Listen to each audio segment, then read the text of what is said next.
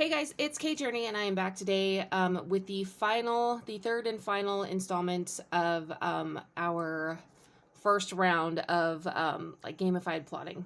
So this is the 27 scene part of the whole system. Um, sorry. This is the 27 scene part of the whole system. I'm going to have a lot of cuts in here because there's like crazy traffic going on outside. I live in an apartment next to a very busy road. If you hear the traffic, I'm very sorry. So the last two videos, what we've done is we have rolled dice and come up with different characters and different tropes and different, world building things. Environment, society, life forms, that kind of stuff.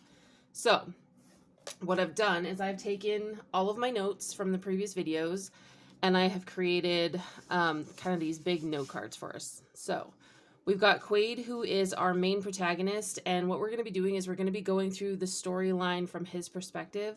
But if I were really plotting this for myself, I would be doing 4 different story lines that merge together in different places and break apart and do different things because we've got 4 different characters here.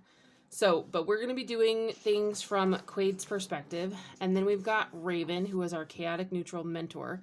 So Quaid is our protagonist. His false belief is about the world. We don't know what it is yet. He's got CPTSD. He is a refugee from the human world. If you saw the last video, you know that we're working with a portal between 2 worlds, where one world is kind of the human world and it's dystopian, and there's been a big war and it created this rift. And the rift opened them up into basically this new world that's full of, elves and dwarves and orcs and goblins and dragons. And so Quaid is a human refugee in that world, and he's a dragon rider. And then there's Raven, who is his mentor, who is a dwarf, who's training him. We haven't decided what he's training him in. Is he training him in magic? Is he training him with dragons? What is he doing? We don't know yet. Then we've got Victoria, Vic, who is our, she is a human scientist who lives in the underground bunker in the human realm. She's got a false belief about others. She is our antagonist. And what she is doing is she's mixing magic from the magical realm with science from this realm and creating these monstrous creatures that are supposed to defend the humans from the dragons. She's got a very big false belief about others, about that other world, about, trying to protect the human world, even though the human world has basically pulled itself apart. She's villainized the others in the other world to not have to deal with the fact that she is part of the problem in this world. And then we have got Sasha. So she is our rogue, and her false belief is about the universe and faith. She's trans. She's had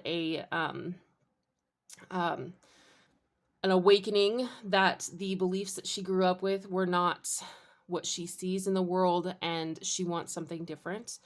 And she works with both sides. So she is actually the one who's bringing magic to Victoria, but she's not evil. She's something in between. She's my very gray character. She's good and bad. I'm thinking about making her the love interest, honestly. So anyway, we're going to be going through this, and if I were actually writing this, what I would be doing is this would be bigger, or I would do separate ones and then kind of mix and match and blend them together. But I would be doing one in each section for each character. And these 2 characters could have the same scene where like they're introduced together. Well, not. Yeah, these two. Yeah, these 2 could be introduced together. And so the same scene would be for both plot lines. And then I would decide whose perspective it is based on who I think it would be best in. So anyway, those are our notes about our characters, and I will put those up there. I hope they don't fall over. And then I've got notes about our world. So in one world, in our world, world A, we've got this underground bunker, and it's very dystopian. There's, it's basically was a fail-safe that was dug deep in this tundra in the middle of nowhere to try to protect it, to try to create like a stronghold against the war that was coming. Then the war came, it destroyed everything. There's very little food, there's very little resources, and there's a lot of suffering humans that are outside of the bunker who are looking to the bunker to help them. And then this rift opened up, And humans started going into this other world as refugees, looking for food, looking for safety, looking for anything. And what they found were elves and dwarves and orcs and goblins, and they found good and bad and magic. But most importantly, they found food and shelter. And they found a world that was primitive compared to theirs, but was built on something different, built on different ideologies. So I've got those two worlds. Now what I want to do is I want to start building the story, and I need to decide which part of the story I want to do. So there's multiple options here. Grab another note card. So we could do option number 1. Let's do it this way. We could do Quaid migrating.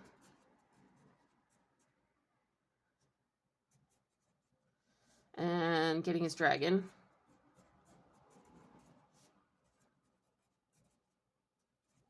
Kind of the coming of age.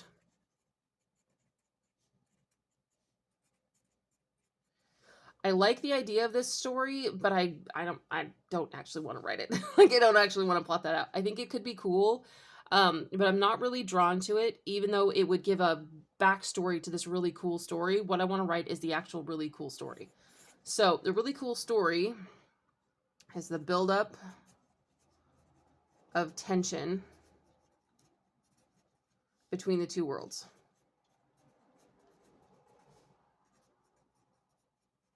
So Quaid is an adult. His life has been, he's already started, he's gone through puberty, he's gone through this migration, he's gone through becoming a dragon rider.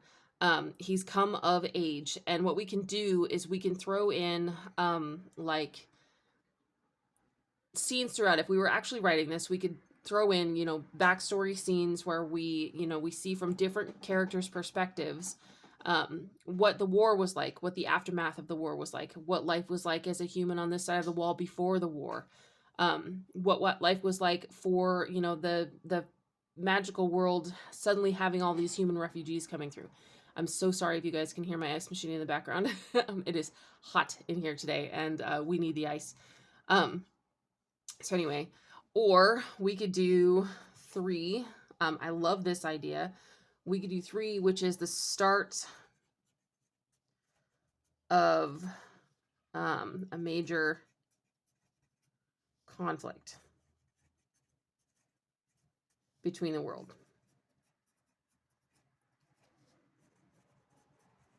So this is where, and you could see how this whole setup could become a 3-book series, right? So you're dealing with him coming of age, and then with the situation, the building tension between the two worlds, and kind of the chaos and him trying to find his place in that chaos. And then the explosion of the chaos and the start of the major conflict between the worlds, and to the, basically it's going to be to a war or a battle. So what I'm thinking for where I kind of want to concentrate today is kind of this building of tension. So where we leave it kind of open at the end, like our climax is not this battle. Maybe our climax is, let's say our major resolution is Rift is now guarded. I can write no longer easy to cross. So let's say that's our end, right? That's our resolution. The rift is now being guarded on both sides because both sides go, we don't want you here. And maybe what starts the rift. So this is why I chose these. Because they're the perfect length. So these are the 3x3 note cards, and I cut them down. You can see where I cut badly here. And I cut them down to basically fit. And so you can kind of see what in the 27 scene outline thing, you can see the label here, but you can also see what I wrote. So that's why I decided to go with these. And I kind of like the color. I think it fits the vibe. Okay, so we know that that's where we're going to end up. We're doing this middle one. So in this conflict, We know that um, tension needs to build here. I'm gonna grab. Okay, these are just placeholder. Let's put that there. Tension.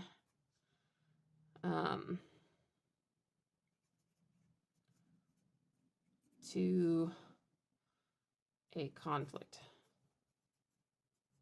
I can write. Okay, so this tension builds to a conflict probably right here. Actually, no, we're going to go with right here. So this tension builds to a conflict, and this is where this initial conflict happens.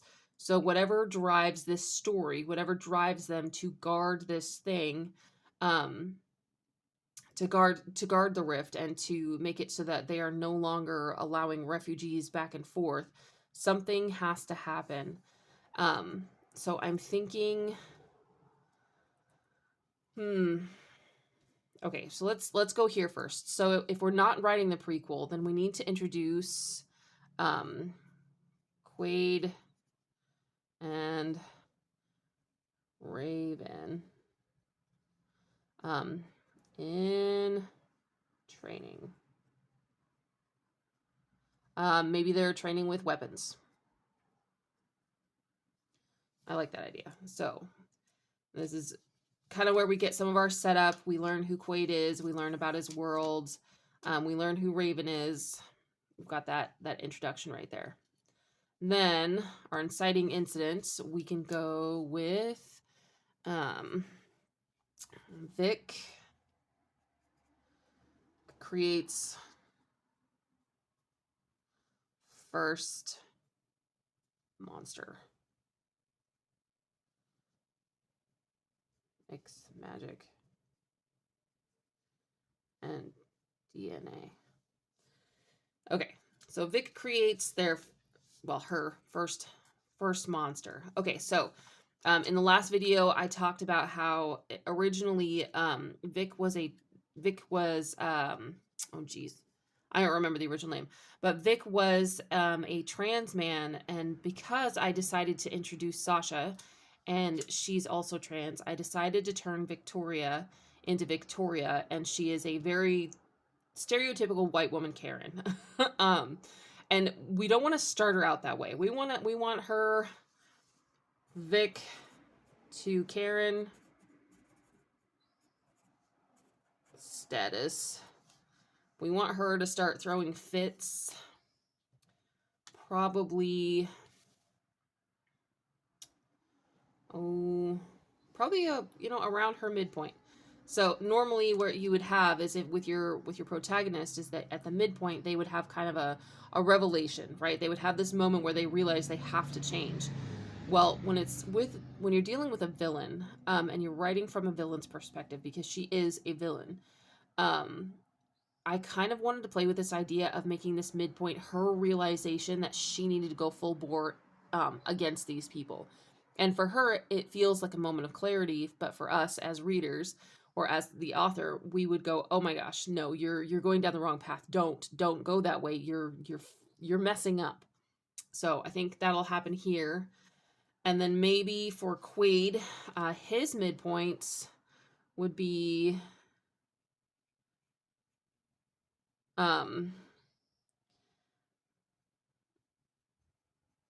realizes he has to pick a side.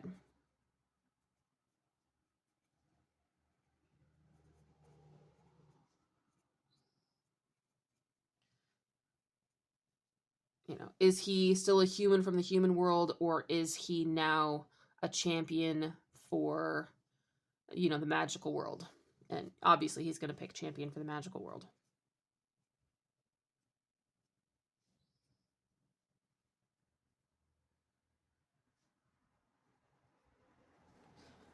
My handwriting is so terrible. I hope you guys are listening along, because you're definitely not reading this. Okay. Okay, so we're going to throw that on top of that just because we know this midpoint is where she goes full Karen and he realizes somehow maybe what she does makes him kind of figure out, hey, look. And so that can be two different scenes. So the midpoints, each one of these areas can be multiple scenes. In fact, I usually do multiple scenes. So my introduction is usually 1 to 2 scenes. My inciting incident is usually 1 scene. And then my fallout is usually 2 to 3 scenes. And then from about here, actually, it's about 3 to 4 scenes per thing. And then about here, I jump in to make like 4 or 5, even up to 8 scenes, depending on how many characters I have, from like here to like here. And then it kind of starts to lessen the amount of scenes because these are high action, fast areas, whereas this section is more slow and exploratory. This is the muddled middle, the muddy middle. What do they call that? It's the middle. It's that very slow section in the middle where if you've ever written a book, you go, oh, good Lord, I hate this area. I don't know what I'm doing. I feel like I'm getting lost in the weeds. This is where you get lost in the weeds. So if I build kind of a path through the weeds while I am plotting, and I add in multiple, even just open areas of like, okay, I know I need at least 1 scene from this person's perspective in each of these areas, and then I can kind of go backfill them as I'm writing or as I find inspiration, or if, it's going great and I don't need that spot, then I can just cross it off. So I will do that. I actually have, in my note cards, I have scenes where it's just a header from one person's perspective, and then they need a scene in here. But if I find that it flows without a scene from them there, then I just don't do it. But this is writing multiple person perspective. I don't know what the heck I would do if I was doing single person perspective. I would really, really struggle. I would have a hard time. But because I do multiple person perspectives and scenes from different characters' point of views, I get to play around with it a lot more, and I get to build the story without it becoming monotonous because it's jumping from perspective to perspective. Yeah, I have done something as small as 2-person perspective, and that is actually, it worked pretty well, but I definitely ended up adding a lot of scenes to these middle areas, even though I hadn't really like plotted it. I found that I needed them. And they came about naturally. So you don't have to use this system. The system is just here for fun.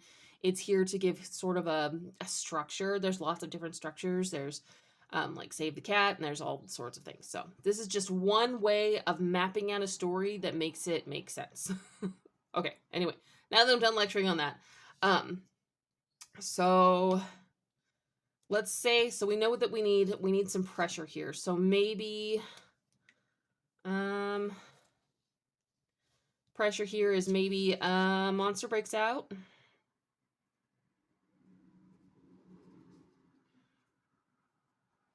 Breaks out. Actually, it can't be there because the monster needs to break out and it needs to cause, well, how should I put that? So there's usually a scene, there's an inciting incident, but then there's also a scene that drags the character into that inciting incident, like drags them into the story. Okay, so we're gonna put this, we're gonna put this here, but for now we're gonna put the monster breaks out, because that is also what is going to cause him to have to feel like their society to feel like they have to defend themselves. So perhaps visit from Sasha.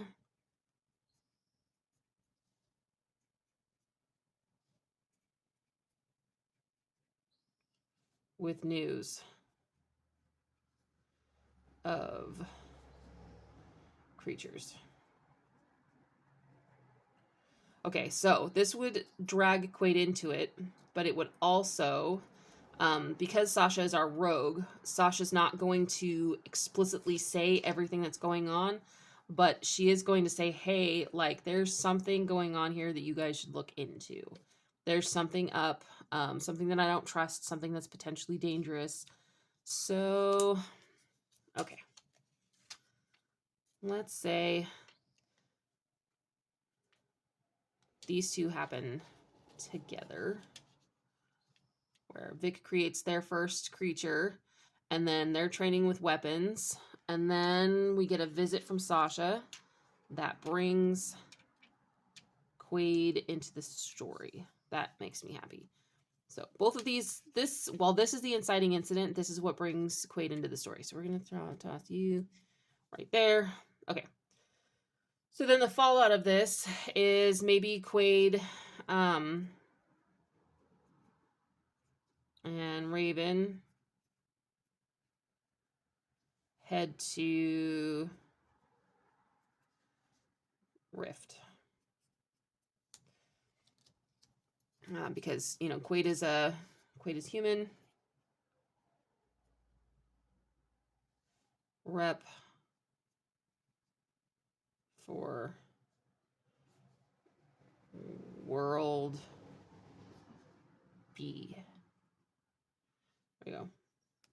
Human rep for the magical world. He's kind of like the go-between.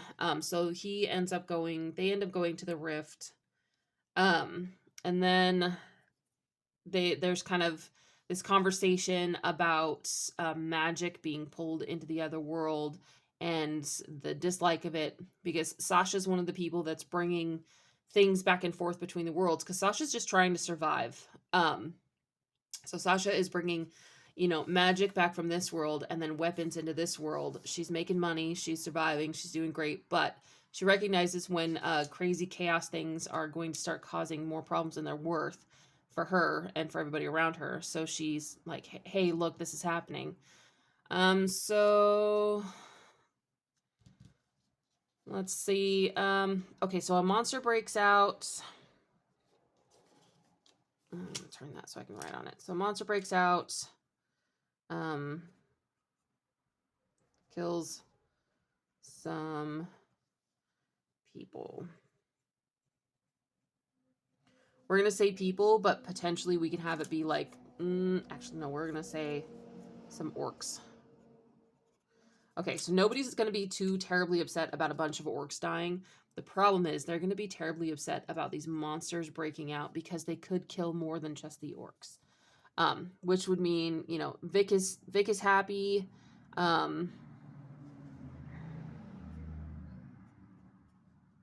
Is happy. And the rest of the world is kind of like, is this a good idea? Like, this doesn't feel like a good idea. Okay, so then, I don't know what I would do for a plot twist there. So if we are looking at, you know, these as different sections, I've gone over this before, and I'll link these videos in previous videos about this, about how this system actually works. And I want to go into that now. But if we see this as like the buildup of tension, the rising tension, the conflict within the tension, and then the release of tension, then what we've got here is this is where, so maybe there's got to be a meeting, and I don't actually follow all of these labels all the time. Doesn't work all the time. Don't need to. I can do whatever the heck I want. So, meeting with Bunker and World B leaders. So, like, dwarven leaders and elven leaders and things like that. So we've got, you know, they're having a meeting to discuss these creatures, because on one hand, yes, absolutely, these humans need to be able to defend themselves. It makes perfect sense that they want to, especially with like raiding orcs and things like that. But on the other hand, they're creating something monstrous that's unnatural, using things that they don't understand because they don't come from this world. So it kind of builds in some tension. And then we've got a push here. So maybe meeting ends in Vic being told to pause. And they want to look for a better solution.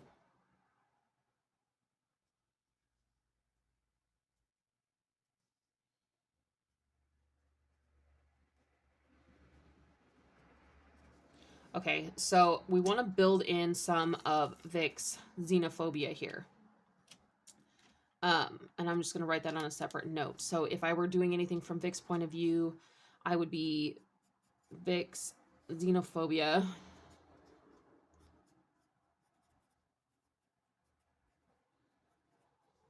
I think it's xenophobia, right? Where people are afraid of people from outside their country, their world. Yeah, that's xenophobia. And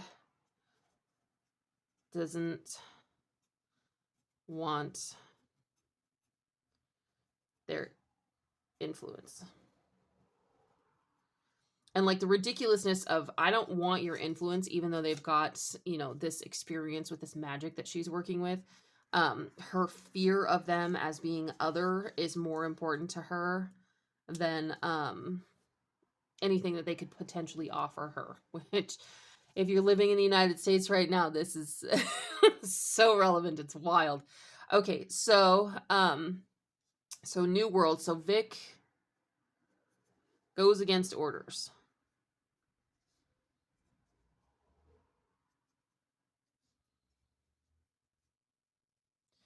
And Quaid, what is the balance here? Quaid, Quaid's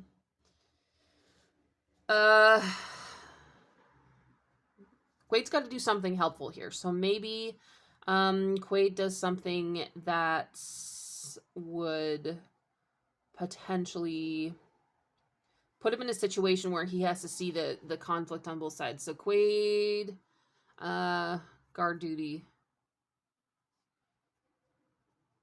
at village where the meeting's at.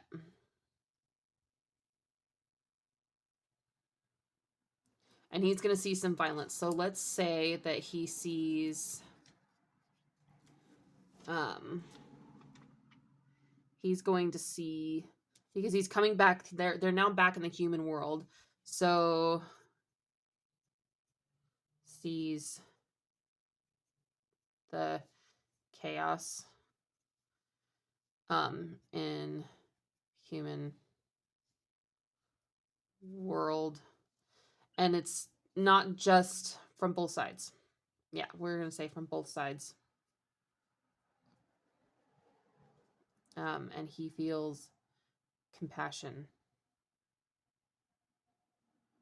like he understands where Vic is coming from. Like Vic is in a situation that's untenable.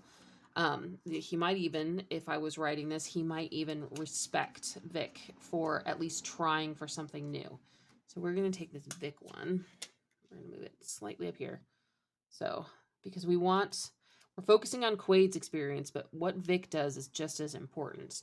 So we're going to go with Vic goes against orders, and Quaid is at the village and kind of feeling some compassion for both of these people. And then there's got to be a consequence. So perhaps because Vic's going against orders, maybe a fresh group of orcs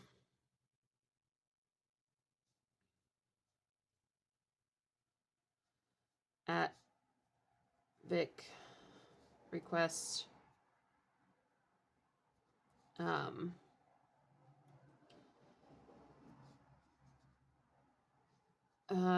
bring something dangerous magic. Editing Kaylee here, so I have to pause here and post the rest of the video right after this one. So once this one goes through and is all set up, I'll be posting the second part of this third video of this series.